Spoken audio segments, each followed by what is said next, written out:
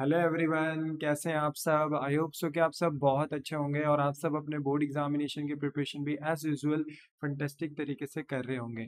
मेरे प्यारे बच्चों, आज का जो हमारा लेक्चर नंबर 70 है वो ऑल टुगेदर एक नई कंसेप्ट के ऊपर है, जो कि है ट्रीटमेंट ऑफ रियलाइजेशन एक्सपेंस। बेटा, जैसे कि आपको पता है, हम बीते कुछ लेक्चर से बेटा अपना रियलाइजेशन अकाउंट कैसे बनाते हैं, partners loan, partners capital, cash bank account कैसे बनाते हैं, इसकी प्रैक्टिस हम कर रहे थे। बट नाउ आज का जो हमारा लेक्चर है वो ऑल टुगेदर एक नए ट्रीटमेंट के ऊपर है, नए कंसेप्ट के ऊपर है, जो कि रियलाइजेशन एक्सपेंस से रिलेट करता है। बेटा, बोर्ड एग्जाम्स में ये देखा जाता है कि जब हमारे पास क्वेश्चन आता है रियलाइजेशन अकाउंट बनाने का, तो वहाँ पर बेसिकली रियलाइजेशन एक्सपेंस के भी कुछ पॉइंट्स दे दिए जाते हैं। और कभी कभी तो बेटा स्पेशल क्वेश्चन भी आता है जहाँ पर रियलाइजेशन एक्सपेंस का जनरल एंट्री भी पूछा जाता है। तो हमारा कंसेप्ट बिल्कुल भी डिले ना हो, बिल्कुल भी हमें यहाँ पर बोलते ना कोई प्रॉब्लम ना हो, इसलिए बेटा हमारा आज का लेक्चर स्पेशली किस पे बेस्ड है बेटा, रियलाइजेशन एक्सपेंस पे बेस्ड है। तो विदाउट एनी डिले चलिए स्टार्ट करते हैं अपना आज का लेक्चर।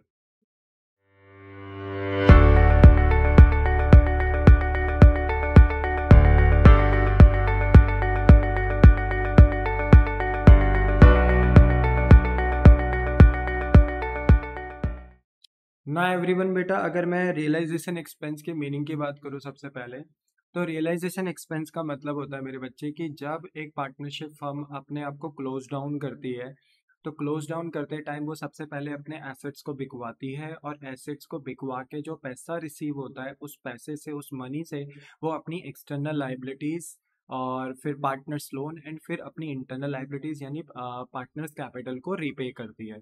अब मेन क्या है बेटा कि पार्टनरशिप फर्म के एसेट्स बिकने चाहिए तो ही तो पैसा आएगा ना।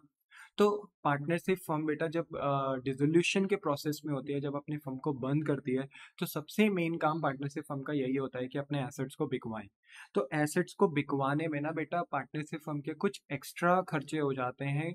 उन्हीं खर्चों को बेटा हम रियलाइजेशन एक्सपेंस बोलते हैं। ऐसे एक्सपेंस जो हमारी पार्टनरशिप फर्म के एसेट्स को हेल्प करते हैं कन्वर्ट करने में into the cash, that expense is known as realization expense। like बेटा फी फॉर लीगल सर्विस। जैसे मान लो कि हम अपने एसेट को बिकवा रहे हैं, तो हमें अपने एसेट की मार्केट वैल्यू एक्चुअल नहीं पता, तो हमने एक वैल्यूएशन ऑफिसर बुला रखा है जिसको मार्केट की नॉलेज है, तो वो बता रहा है कि आपके एसेट्स की मार्केट में ये प्राइसेस चल रही हैं। तो ऑब्वियसली बात है, अगर हम वैल्यूएशन ऑफिसर को अपॉइंट करेंगे तो वो अपनी फीस तो लेगा ना।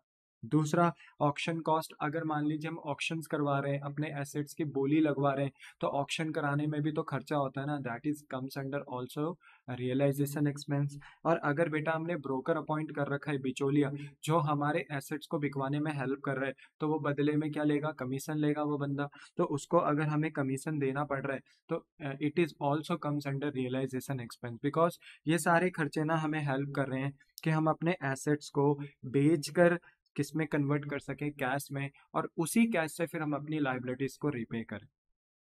बोलो बात समझ में आई। तो जो हमारा बोलते हैं ना बेटा, एक एक्स्ट्रा कॉस्ट इनकर्ड होता है अपने एसेट्स को बिकवा कर उनको कैश में कन्वर्ट करने का, उसी कॉस्ट को हम क्या बोलते हैं, रियलाइजेशन एक्सपेंस। बोलो बात समझ में आई। ये रियलाइजेशन एक्सपेंस का मतलब होता है।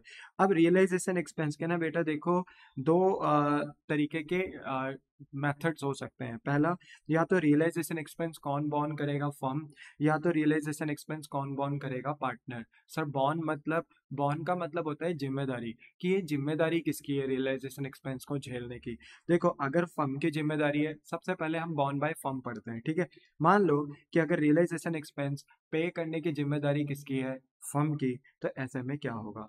देखो, अगर फर्म की जिम्मेदारी है और पे भी किसने किया है, फर्म ने, तो फर्म रियलाइजेशन एक्सपेंस को अपना एक्सपेंस दिखाती है, और फर्म अपने इस रियलाइजेशन एक्सपेंस को एक्सपेंस कहाँ दिखाती है, रियलाइजेशन अकाउंट में।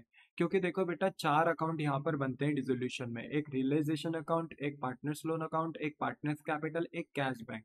तो बेसिकली जो इनकम एंड एक्सपेंस का अकाउंट होता है, जहाँ पर business income and expense record कर रही होती है, वो कौन सा अकाउंट होता है, आपका रियलाइजेशन अकाउंट। क्योंकि रियलाइजेशन अकाउंट की डेबिट साइड एक्सपेंस की होती है, क्रेडिट साइड इनकम की होती है। तो यहाँ पर मेरे बच्चे बिजनेस को बंद कराने से जो भी फायदा नुकसान होता है उसको रियलाइजेशन अकाउंट में नोट किया जाता है।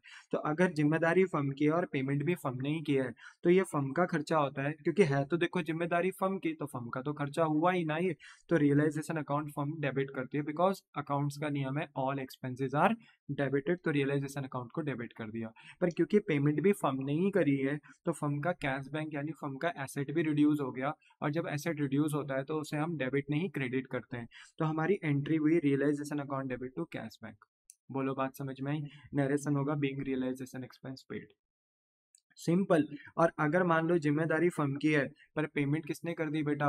पार्टनर ने, तो ऐसे सिनारियो में क्या होता है मेरे बच्चे कि रियलाइजेशन अकाउंट डेबिट ही होगा, क्योंकि जिम्मेदारी तो फर्म की थी, खर्चा तो फर्म का था, तो रियलाइजेशन अकाउंट डेबिट होगा, क्योंकि फर्म अपना खर्चा कहाँ दिखाएगी? रियलाइजेशन अकाउंट में, तो रियलाइजेशन अकाउंट को डेबिट किया जाएगा। पर क्योंकि पेमेंट फर्म ने नहीं करी है, पेमेंट किसने करी है? पार्टनर ने। फॉर एग्जाम्पल कि वो पार्टनर कौन है? ए, मान लो 2 मिनट के लिए वो ए पार्टनर है कोई, ठीक है। तो अगर ए पार्टनर फर्म का रियलाइजेशन एक्सपेंस पे करता है, तो फर्म को ना इन रिटर्न उसके कैपिटल अकाउंट को इंक्रीज भी करना पड़ेगा, क्योंकि वो फ्री में तो पे नहीं करेगा बेटा, तो इन रिटर्न पार्टनरशिप फर्म को उस पार्टनर का कैपिटल अकाउंट इंक्रीज करना पड़ेगा। तो आपको पता है कैपिटल अकाउंट लाइबिलिटीज होते हैं बेटा बिजनेस के लिए, ठीक है। तो जब लाइबिलिटीज बढ़ती हैं तो क्रेडिट, तो यहाँ पर ना हम अपने पार्टनर्स का कैपिटल अकाउंट बढ़ा देंगे। अब ए ने पे किया है तो ए का अकाउंट बढ़ा देंगे, बी पे करेगा तो बी का अकाउंट बढ़ा देंगे, सी पे करेगा तो सी का अकाउंट बढ़ा देंगे। समझ में आया? पर देख रहे हो आप, चाहे फर्म पे करे चाहे पार्टनर पे करे, अगर जिम्मेदारी किसकी है? फर्म की, तो फर्म दोनों ही सिनारियों में रियलाइजेशन अकाउंट को डेबिट करती है, क्योंकि फर्म का अपना खुद का एक्सपेंस है। हाँ, फर्म पे कर रही है टू कैश बैंक, पार्टनर पे कर रहे हैं तो टू पार्टनर्स कैपिटल, सिंपल। और नरेशन हो जाएगा इसका being realisation expense paid by partner. अब इसको अगर देखा जाए तो रियलाइजेशन अकाउंट में किस तरीके से शो किया जाता है? देखो इसे इस तरीके से शो किया जाता है। आपको पता है डेबिट साइड एक्सपेंस की होती है, क्रेडिट साइड इनकम की होती है। सबसे पहले आप अपने एसेट्स को ट्रांसफर करते हो बैलेंस शीट से, एंड फिर आप अपनी लाइबिलिटीज को ट्रांसफर करते हो रियलाइजेशन अकाउंट में क्रेडिट साइड में। उसके बाद आप अपने एसेट को बेचते हो क्रेडिट साइड में बाय बैंक करके, और फिर आप अपनी लाइबिलिटीज को पे करते हो टू बैंक अकाउंट करके डेबिट साइड में, क्योंकि अगर आप अपनी लाइबिलिटीज को पे करते हो तो आपको एक्सपेंस होता है। आप अपने एसेट को बेचते हो, बेच के क्या होता है? फायदा होता है। तो ऑब्वियस सी बात है डेबिट साइड किसकी होती है बेटा? एक्सपेंस की होती है, ठीक है। तो अगर मान लीजिए पार्टनरशिप फर्म की जिम्मेदारी थी रियलाइजेशन एक्सपेंस को बेयर करना, जिम्मेदारी फर्म की थी और पेमेंट भी फर्म ने ही करी है, तो रियलाइजेशन अकाउंट को डेबिट किया जाएगा टू बैंक अकाउंट हेडिंग के अंदर, रियलाइजेशन एक्सपेंस लिख के जितना फर्म ने पे किया यहाँ लिख दिया जाएगा। बट अगर जिम्मेदारी फर्म की है और पेमेंट कौन कर रहा है? पार्टनर, तो रियलाइजेशन अकाउंट डेबिट ही होगा, डेबिट ही होगा। पर किसके थ्रू पेमेंट करी जाएगी? इसे पार्टनर के थ्रू, तो यहाँ पर टू पार्टनर्स कैपिटल अकाउंट लिखकर रियलाइजेशन एक्सपेंस इनकर्ड लिखा जाएगा, और ये माना जाएगा कि फर्म ने रियलाइजेशन एक्सपेंस पे किया है, पर किसके थ्रू किया है? पार्टनर के थ्रू। पार्टनर ने अपनी जेब से दे दिया, और पार्टनर्स को पेमेंट अब कौन करेगा? हमारा पार्टनरशिप फर्म। कैसे करेगा? रियलाइजेशन अकाउंट में डेबिट दिखाया, एक्सपेंस दिखाया, पार्टनर के कैपिटल के थ्रू। याद रखो जब पार्टनर्स का कैपिटल अकाउंट बढ़ेगा कल के दिन, बनेगा कल के दिन सॉरी, तो वहां पर पार्टनर्स कैपिटल अकाउंट क्या हो जाएगा? क्रेडिट हो जाएगा, क्योंकि यहाँ डेबिट है। पर जब पार्टनर्स का कैपिटल अकाउंट बनाएंगे तो बाय रियलाइजेशन करके हम पार्टनर्स का कैपिटल अकाउंट बढ़ा देंगे, क्योंकि ये रियलाइजेशन एक्सपेंस पे किसने करना था? फर्म ने, पर पे किसने किया? पार्टनर ने, तो हमें पार्टनर का अकाउंट बढ़ाना पड़ेगा। फिलहाल ये रियलाइजेशन अकाउंट है, तो रियलाइजेशन अकाउंट में फर्म ने एक्सपेंस दिखाया तो पार्टनर्स कैपिटल अकाउंट करके, बैंक हेडिंग के अंदर नहीं, क्योंकि ये पेमेंट किसने किया था? पार्टनर ने। हाँ, फर्म पे करे, बार बार कह रहा हूँ, फर्म पे करे तो रियलाइजेशन अकाउंट में डेबिट ही होगा, क्योंकि फर्म का एक्सपेंस है, पर बैंक हेडिंग के अंदर आएगा।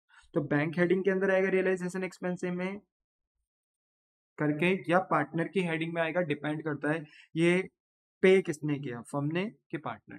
फर्म ने पे किया तो टू कैश बैंक, पार्टनर ने पे किया तो पार्टनर के थ्रू पे करवा देंगे। आई होप सो कि आपको ये बात समझ में आ गई होगी। बट अगर हम बात करें कि अब जिम्मेदारी किसकी है? जिम्मेदारी किसकी है? पार्टनर की। तो ऐसे में ये खर्चा भी किसका है? पार्टनर का। और अगर इसे पे भी कौन करता है? पार्टनर ही पे करता है, तो ऐसे में बेटा इसकी कोई एंट्री पास नहीं होगी, क्योंकि पार्टनरशिप फर्म को इससे कोई लेना देना ही नहीं। भाई जिम्मेदारी पार्टनर की, पेमेंट भी पार्टनर ने किया, फर्म को क्या मतलब इस चीज से? तो फर्म कहेगी इसका तो हमारे बिजनेस से कोई लेना ही देना ही नहीं है, इसका तो कोई ट्रांजेक्शन ही नहीं है हमारे बिजनेस से। पार्टनर का जिम्मेदारी था, पार्टनर ने पे किया, वो जाने, उसका काम जाने। हम अपने पार्टनरशिप कि बुक्स ऑफ अकाउंट्स में इसको रिकॉर्ड नहीं करेंगे, तो इसकी कोई एंट्री नहीं होगी। पर यस, अगर बॉर्न बाय पार्टनर है, मतलब मान लो ए पार्टनर की जिम्मेदारी थी इस रियलाइजेशन एक्सपेंस को पे करने की, पर किसने पे किया? फर्म ने। तो फर्म कहेगी कि मेरी जिम्मेदारी तो ये नहीं थी, ये तो पार्टनर की जिम्मेदारी थी। तो यहाँ पर रियलाइजेशन अकाउंट को डेबिट नहीं किया जाएगा, यहाँ किसको डेबिट किया जाएगा? पार्टनर्स के कैपिटल को डेबिट किया जाएगा। जो भी पार्टनर है, लाइक ए की जिम्मेदारी थी, तो हम ए का कैपिटल अकाउंट क्या कर देंगे? डेबिट कर देंगे, यानी कम कर देंगे। जब किसी भी पार्टनर की कैपिटल बेटा कम होती है तो बिजनेस के लिए लायबिलिटी रिड्यूस होती है, और ऐसे में उसका कैपिटल अकाउंट डेबिट होता है।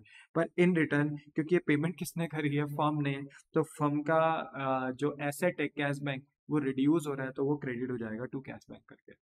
बट मेन बात यह है कि रियलाइजेशन अकाउंट को डेबिट नहीं करा। क्यों नहीं करा? क्योंकि ये फर्म का एक्सपेंस नहीं है। ठीक है, बोलो बात समझ में आई? तो ये एंट्री होगी partners capital account debit to cash bank, और नरेशन हो जाएगा being realisation expense borne by partner but paid by firm. I hope so कि समझ में आ गया। अकाउंट में कैसे दिखाएंगे? मान लो अगर हम पार्टनर्स कैपिटल अकाउंट बनाएंगे, रियलाइजेशन अकाउंट में तो इसका ट्रीटमेंट नहीं होगा, क्योंकि ये फर्म का तो जिम्मा था ही नहीं। किसका जिम्मा था? पार्टनर का। तो फर्म क्यों खर्चा दिखाएगी अपना रियलाइजेशन अकाउंट में? तो जब पार्टनर्स कैपिटल अकाउंट बनाया जाएगा ना, तो जिसका भी जिम्मा था ए या बी पार्टनर का, उसका अकाउंट हम क्या कर देंगे? रिड्यूस। क्रेडिट नहीं करेंगे, बढ़ाएंगे नहीं, हम उसका अकाउंट क्या कर देंगे? डेबिट कर देंगे। किस नाम से? टू कैश बैंक के नाम से। क्योंकि ये जो बोलते हैं ना कि पेमेंट करी है रियलाइजेशन एक्सपेंस की, ये किसने करी है? पार्टनरशिप फर्म ने।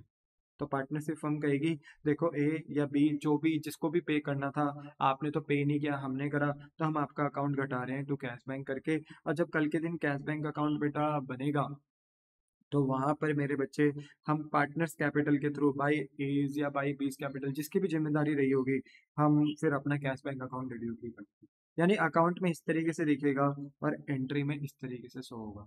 बोलो क्या बात समझ में आ गई आपको? हाँ।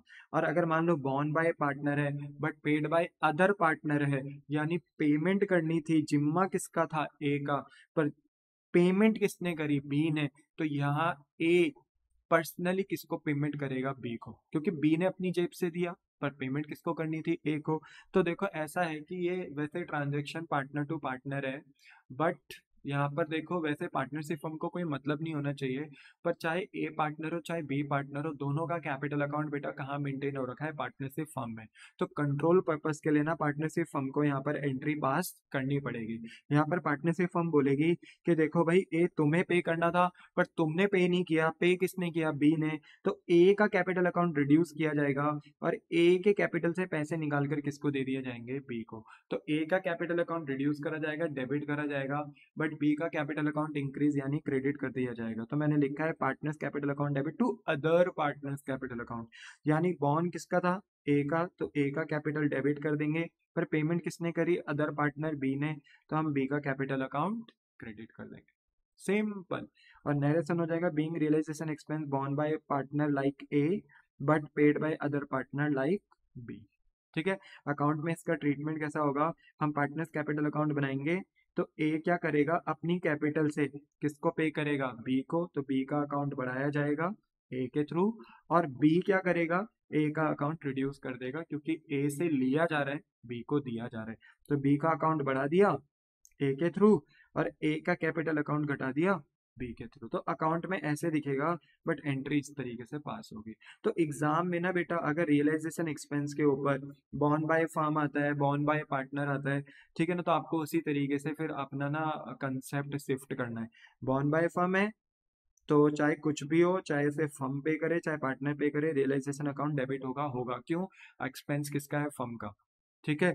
जिम्मेदारी किसकी थी? फर्म की। अब अगर फर्म पे कर रही है तो टू कैश बैंक, पार्टनर पे कर रहा है तो हमें उस पार्टनर का कैपिटल अकाउंट बढ़ाना पड़ेगा। अगर जिम्मेदारी किसकी थी? पार्टनर की, और पे भी किसने किया है? पार्टनर नहीं। क्वेश्चन में बता के रखा रहेगा, टेंशन मत लो बेटा, सब बता के रखेगा किसकी जिम्मेदारी है किसकी नहीं। ठीक है। तो वो सब हमें क्वेश्चन से पता चल जाता है। फिर भी अगर बॉन्ड बाय पार्टनर है, जिम्मेदारी किसकी है? पार्टनर की, पे भी किसने किया है? पार्टनर ने, तो हमें फिर उससे कोई मतलब नहीं, हम उसकी कोई एंट्री पास नहीं करेंगे। पर जिम्मेदारी पार्टनर की है, पे किसने किया? फर्म ने, तो हम उस पार्टनर के कैपिटल अकाउंट को रिड्यूस कर देंगे। फर्म अपना एक्सपेंस नहीं दिखाएगी। क्यों? ये फर्म का जिम्मेदारी नहीं था, ये पार्टनर का जिम्मेदारी था, पार्टनर को बॉन्ड करना था। तो पार्टनर्स का कैपिटल डेबिट कर दिया जाएगा, रिड्यूस कर दिया जाएगा, और पार्टनरशिप फर्म उतना कैश बैंक पे कर देगी, यानी उतना पेमेंट कर देगी, ठीक है। और अगर जिम्मेदारी पार्टनर की थी बट एक अदर पार्टनर ने पे किया है, तो जिस पार्टनर की जिम्मेदारी थी उस पार्टनर का कैपिटल अकाउंट घटा दिया जाएगा, और जिस पार्टनर ने पे किया है उसका कैपिटल अकाउंट बढ़ा दिया जाएगा। आई होप सो कि आपको रियलाइजेशन एक्सपेंस अच्छे से क्लियर हो गया होगा। बस बेटा इतना सा ही इसका ट्रीटमेंट होता है, आपको इतना सा ही ध्यान रखना है। एग्जाम में ना बेटा कभी कभी स्पेशल 4 मार्क्स का या 6 मार्क्स का क्वेश्चन आ सकता है, जहां पर वो सिर्फ रियलाइजेशन एक्सपेंस की ही क्या पूछेगा, एंट्री। वैसे पेपर सेटर मैं नहीं हूँ, पहले बता रहा हूँ, बट ऐसा हो सकता है कि वो किसी क्वेश्चन में स्पेशल किसकी एंट्री पूछ ले, डिसोल्यूशन की, रियलाइजेशन एक्सपेंस की। तो आपको ना हर केस अच्छे से पता होना चाहिए, एंड आई होप सो कि आपको ना इस केस को समझने में कोई प्रॉब्लम नहीं होगी, सारे केस आपको अच्छे से समझ में आ गए होंगे। फिर भी बेटा अगर आपके कोई डाउट, कोई क्वेरी रही होगी, तो आप अपने डाउट इस वीडियो के अपलोडेड होते साइड कमेंट सेक्शन में पूछ सकते हैं, या स्क्रीन में दिए हुए नीचे नंबर पे भी आप व्हाट्सएप कर सकते हैं। मैं एज फास्ट पॉसिबल आपके डाउट का बोलते हैं ना आंसर करने का पूरा पूरा कोशिश करूँगा, ठीक है। तो इसी के साथ बेटा मैं आज का लेक्चर खत्म करता हूँ। अब जो मेरे आगे लेक्चर स्टार्ट होंगे बेटा, वो as usual full fledge questions के ऊपर होंगे, जहाँ realisation account, partners loan, partners capital, cash bank बनाना होगा। पर वहीं बीच में कहीं किसका ट्रीटमेंट होगा, रियलाइजेशन एक्सपेंस का ट्रीटमेंट होगा, ठीक है। अच्छा सर, जाते जाते बस आप ये बता दो कि अगर हमें बताया ही नहीं गया है, सिर्फ लिखा है रियलाइजेशन एक्सपेंस पेड, तो फिर किसकी जिम्मेदारी, किसका पेड। तो देखो अगर लिखा है रियलाइजेशन एक्सपेंस पेड ना, तो फिर जिम्मेदारी भी उस सिनारियो में फर्म की ही मान लोगे, और मान लोगे फर्म ने ही पे किया। जब उसने कुछ बताया ही नहीं कि ये किसने पे किया है, तो हम मानेंगे जिम्मेदारी भी फर्म की और पेड बाय भी किसका है, फर्म का। अब इसके अलावा अगर कोई अदर केस होगा, तो उसके लिए फिर क्वेश्चन लिख कर देगा। बोलो बात समझ में? तो ये एक डाउट हो सकता था जो जाते जाते मैंने आपको क्लियर कर दिया, ठीक है। चलो, तो इसी के साथ मेरे बच्चे हमारा आज का लेक्चर खत्म होता है। आप चाहें तो ये सारा का सारा जो कंसेप्ट है आप इसको नोट कर सकते हो, स्क्रीन पे आपको दिख रहा होगा, ठीक है। तो आप इसको आराम से नोट कर सकते हो, ठीक है। तो आई होप सो बेटा कि मैं आपको आज का कंसेप्ट पढ़ाने में सक्सेसफुल रहा हूँ, आपको मेरी बातें समझ में भी आई हो। और अब मैं मिलूंगा बेटा आपको नेक्स्ट लेक्चर में, ठीक है। हो सके तो इस वीडियो को ज़्यादा से ज़्यादा लाइक, शेयर एंड सब्सक्राइब करें, अपने फ्रेंड्स के बीच में और अपने क्लासमेट्स के बीच में इसे शेयर करें। अगर आपको लगता है कि मेरे अंदर वो बात है कि मैं कंसेप्ट को आपको अच्छे से समझा सकता हूँ, और मेरी वजह से आपके चेहरे पे स्माइल आ सकती है कि हाँ सर, कंसेप्ट हमें बहुत अच्छे तरीके से समझ में आ गया, तो मेरे लिए बहुत बड़ी बात होगी, मेरे एफर्ट का यही रिवॉर्ड होगा बेटा, ठीक है। तो मैं मिलता हूँ आपको बेटा अपने नेक्स्ट लेक्चर में। Tata bye bye, sayonara.